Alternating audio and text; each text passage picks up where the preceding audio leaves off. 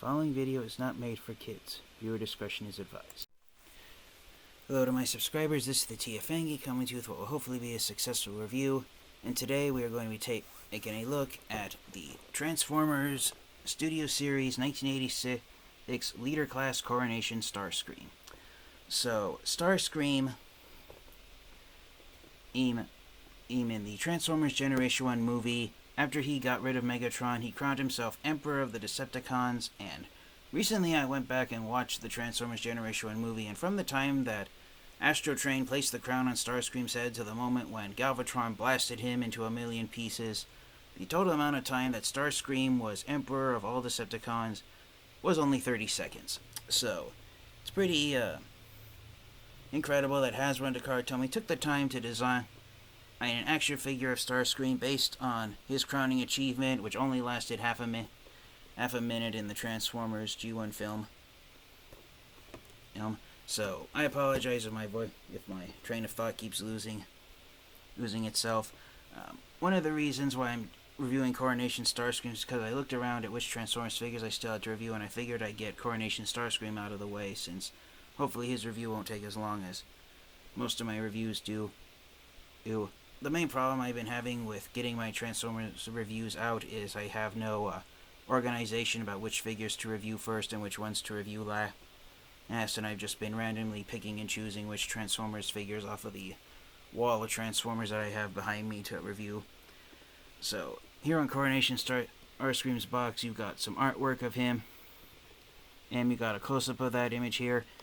Coronation Starscream is the 12th figure in the Studio Series 86 line that's been released. And yes, there is a photo of Starscream here. A lot of Transformers fans and collectors are hoping that maybe we might get a re-release of the Earthrise cone heads, as in the Studio Series 86 line, since Thrust and Ramjet are pictured here on the front of Starscream's box. I personally hope that we do. Here on the top you got the logo for the Transformers Generation 1 movie. Going around here to the back of the box, you've got Starscream, the product photos. There he is in his jet mode. There he is in his robot mode. Oh, he transforms back and forth in just 29 steps. But the main steps, and as you can tell, now this version of Starscream is a re-release of the Earthrise Starscream jet. Yet, it does have one new retooled part where he has articulated fingers on his hands. The original Earthrise Starscream has a standard closed fist. His 110's in Spio reads, Starscream holds a coronation asserting his rise as King of the Decepticons until a newly reformatted Megatron called Galvatron disrupts the proceedings and ruins his big day. Yeah, he not only ruins his big day, he blasts him, has him point blank, and murders him. So yes, the main reason why this figure Starscream, even though it's sold as a Leader class figure when it's technically a Voyager class, is because of his accessory pieces right here. Here, Starscream is given a purple throne along with two null rays, shoulder pieces, and a crown, and also a cape that is modeled after the scene in the Transformers Generation 1 movie. The reason for the new null rays is because the existing ones that came with the Earthrise mold, the original release, they aren't compatible with the new Coronation shoulder gear that Starscream has. And of course, there's a photo on the box showing Starscream on his throne. Now, if you actually look right there on the screenshot out of the Transformers Generation movie when this scene takes place, there is the actual throne that Starscream was standing in front of in the Transformers G1 movie. It's come to my attention that the throne that you actually get with Starscream in this box set, it's showing a picture of it from the back since you can store all the Coronation gear inside it. But this throne of Starscream's is actually the captain's chair from the Starship Nemesis. So this purple chair was actually used by Megatron in the Transformers G1 series. So I think that's kind of funny that they allude to the fact that Starscream took command of the Decepticons, and in doing so he also stole Megatron's chair, Megatron's throne. But as far as actual, I just lost the word I was looking for. Darn, I forgot that word.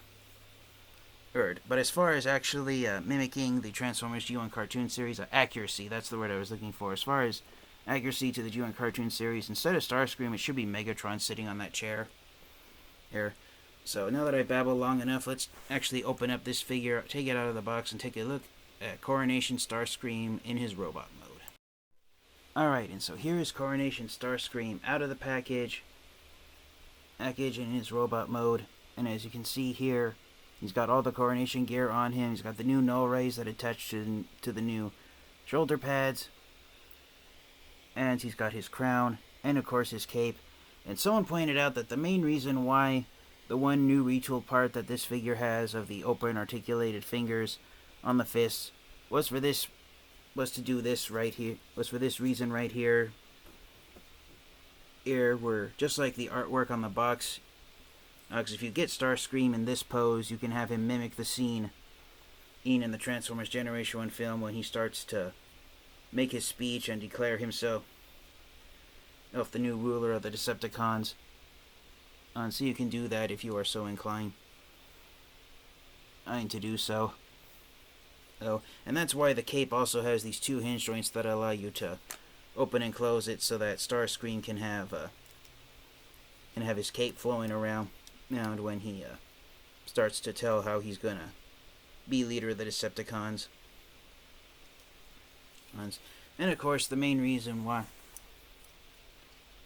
you get this figure, as I put the null rays left over from the Earthrise line on here. Unfortunately, when you decide to flow the cape outward and have it opened up on hinge joints, you can't really have anything plugged into the back of Starscream's wings. And here's just an idea of what to do with the spare null rays. You can have them sticking out of the back and make Starscream look like he has more firepower. But again, as you can see here, the null rays end up hitting the cape. So if you decide to open the cape up all the way on those double hinges, you will run into trouble if you still have the other null rays plugged onto Starscream's back. So, as I was trying to say, the main reason why this figure is sold as a leader class figure is because of the largest accessory piece that you get, that being Starscream's throne. But again, as I said at the beginning of the video, this is actually Megatron's captain's chair from the Nemesis starship. And unfortunately, right out of the box, I'm noticing there's some tape residue sticking to the side right there, so that's a little discouraging to see. So I'll clean, after the review's done, I'll have to clean that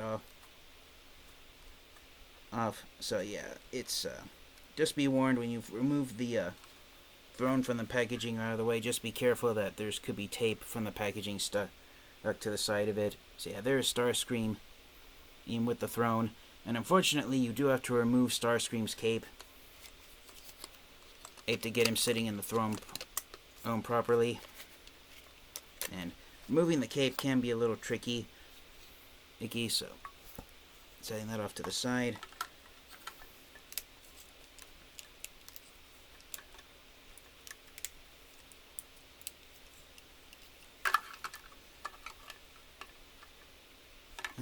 Now, one of the main problems with sitting Starscream in the throne is that his nose cone from the jet mode ends up hitting it, and there's no real space for it to line up properly. So you can get Starscream seated in the throne, but it's actually more of an optical illusion, because Starscream is just barely actually sitting inside the throne itself. But I have seen videos where there's other Transformers figures that can successfully sit inside this thing, and one that I will bring out that can sit inside the throne is the character that this chair is actually that was actually used by. Transformers character that actually used this throne. So here is the Earthrise version of Megatron. I apologize for not bringing out the Siege version. Now, unfortunately, just like Starscream, Megatron's backpack of his tank treads gets in the way of him, so it's actually an optical illusion that he's sitting in the throne. But yeah, there is Megatron seated in the Decepticon throne. Oh, and he's the character who actually sat in this chair here in the G1 series, so it is nice that you can get other Voyager class and small leader class Transformers figures to sit inside this chair, and just to have some fun. And let's put Galvatron in the chair, see what he looks like sitting in it. So, with Galvatron's case, the kibble that's getting in the way are, again, the tank treads that are sitting off the back of his arms. So if you wanted to unpeg those and move them out of the way, Hey, there is Galvatron seated in the Decepticon throne. And so, not bad looking, and it's almost the same. My camera's making it look as though the same shade of purple plastic that's used on Kingdom Galvatron is the same one used here on the throne, but it's actually different shade of purple plastic than what's used here on Galvatron. So, while I still have Galvatron in hand and I get him put back together, there we go. Yeah, they're getting the legs straightened out on these figures, so.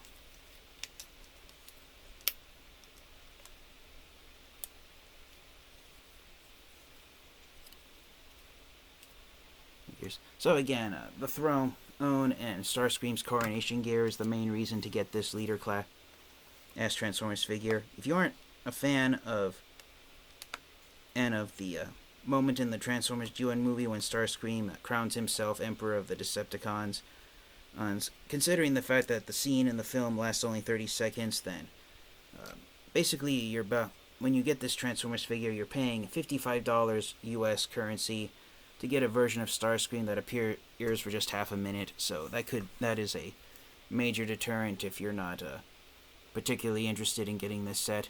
So here is Starscream with Kingdom Galvatron. As you can see, again, Galvatron's a leader class figure and Starscream's a Voyager, so Galvatron is taller. Oh, they're straightening out the legs on this figure again. Precise comparison with a Voyager class figure. Here is Coronation Starscream next to Earthrise Megatron. And I love the fact that even though I'm holding them up in the air, they are at the same height that they would be standing on a solid surface. I love the fact that both Megatron and Galvatron are almost a head taller than Starscream, even with the coronation gear on him. And again, as I said, the only new retooled parts on the actual Starscream figure itself are the articulated fingers that allow the open hands, so you can mimic the scene here on the artwork when Starscream throws out one of his arms and starts to make his first declaration as leader of the Decepticons, which is, of course, interrupted when Galvatron returns and he blasts Starscream into a million pieces. So I think it's really neat for that Hasbro and Takara decided to do that, so you could get these Transformers figures into poses that on film actually only lasted seconds in time. And for one last special size comparison in robot mode, here is Coronation Starscream next to the original Earthrise Starscream. So apart from the hands, everything else is the same as what you got with the original Earthrise Starscream. The stripes on the wings are the same. One of the main differences is that the Decepticon symbols on the Coronation Starscream figure are bigger. And another main difference that some of the differences in the paint jobs between these two Starscream figures. Here on the back, the Coronation Starscream figure has these two metallic gray, gunmetal gray lines painted on the back where Earthrise Starscream doesn't have it. And those gray lines are a reference to the original Generation 1 Starscream, where the wings attached on 5mm ports that were on black hinge joints in the center of Starscream's fuselage. So that's a nice callback to the original Generation 1 Starscream figure. And even though that bit of paint job is actually accurate to G1 Starscream's action figure, the Coronation Starscream at the same time has a paint job that's actually more accurate to the cartoon series and Starscream's animation model, and it's right here. The tail fins of the jet mode on Coronation Starscream are unpainted, which is more cartoon accurate, while the original Earthrise Starscream has the red and white stripes on the tail fins, which is accurate to the G1 action figure. So I think it's kind of funny that Coronation Starscream, he has both a G1 action figure and cartoon animation paint job up on a part of him, and Earthrise Starscream, those paint jobs are the exact opposites. But apart from those subtle differences, the actual Starscream figures themselves are pretty much the same shades of red, and the same shades of white, I believe, are used. Now that I'm looking at them and have them all separately, the original Earthrise Starscream is a slightly brighter shade, uses a slightly brighter shade of white plastic compared to the Coronation Starscream, which has a slightly grayer plastic. My camera can't really pick up the differences, but if you look very closely at them, you can just barely make out the differences, but they're so similar that you could say that they are, in fact, identical. The main difference between the Coronation and Earthrise version of Starscream is all the blue parts. Looking at their feet. Again, my camera is making them out to be the same, but if you actually look at them up close to each other with your own eyes, the Earthrise Starscream, the shade of blue plastic on the blue parts on the original Earthrise Starscream are slightly darker than the Coronation Starscream figure, but the differences are so subtle you wouldn't miss them unless you were trying to actively look for them.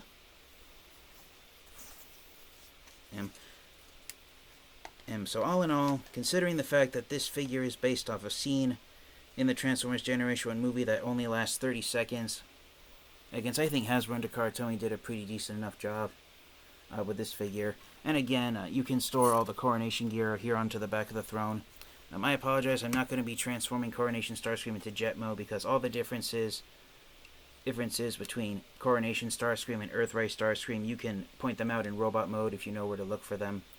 So thank you guys all so much for your continued support. This has been my review of the Transformers Studio Series 86 Coronation Starscream. So for the proverbial question, do I recommend getting this Starscream action figure? I only recommend getting this version of Starscream if you are a fan of Starscream and if you want to have the Decepticon throne that was actually used by Megatron in the G1 cartoon series. You don't really feel like paying $55 for a plastic chair, and you already have the original Earthrise Starscream figure, then the Studio Series Coronation Starscream figure is an easy pass. It's only recommended for those who missed out on the original Earthrise Starscream figure. And in my opinion, the Coronation Starscream figure, it's not one of the sought-after, must-have Transformers figures. It's one of the ones where it's only recommended for the reasons I have already mentioned. If you missed out on Earthrise Starscream, and if you're a Starscream fanatic and you want to reenact the 30 seconds when Starscream was Emperor of the Decepticons. But it's not one of the figures that I highly recommend you go out and if you see other Transformers figures on the shelf of standing beside Coronation Starscream, then there's other ones that I can recommend getting before Coronation Starscream, such as other figures that are out on the shelf right now include first wave of the Legacy line, Bulkhead, RC, Dragstrip, Skid, AIDS, Kickback, Act Blaster, Aster, Iguanus, Hot Rod, Skywarp, iWarp, and for other Studio Series 86 figures, I'd recommend picking up Perceptor, who he was behind me. Oh, he's out of screenshot. Yeah, for the other Studio Series 86 figures, I'd highly recommend you get Perceptor before you pick up Coronation Starscream. So thank you guys all so much. This has been the TFN Geek, and if you haven't already, please like, comment, and subscribe. And until next time, you guys, transform and roll out. Goodbye, everyone.